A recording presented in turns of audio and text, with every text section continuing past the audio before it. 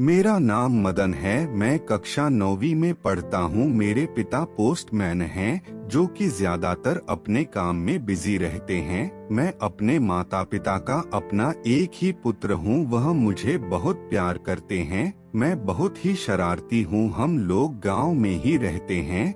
हमारे गांव के पास एक नदी है, जिसमें मैं रोज नहाने के लिए जाता हूँ। मेरे माता पिता मुझे नदी में नहाने के लिए मना करते हैं, लेकिन मैं उनकी एक नहीं सुनता हूँ। मैं प्रतिदिन दोपहर के समय नहाने जाता हूँ।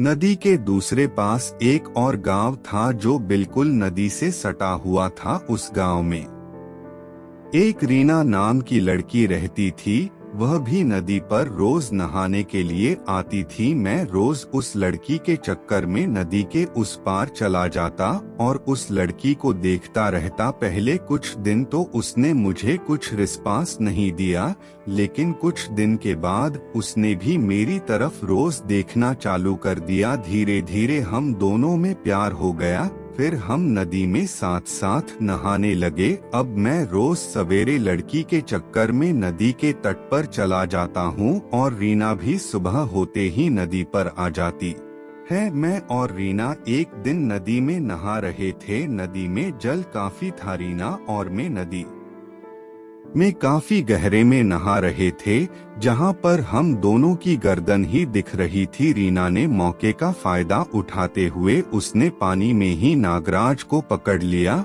और नागराज को मसलने लगी, जिससे नागराज खड़े हो गए और उसकी मुट्ठी से बाहर जाने लगे। फिर उसने नागराज का कवर उतारकर नागराज को अच्छी तरह से पकड़ लिया।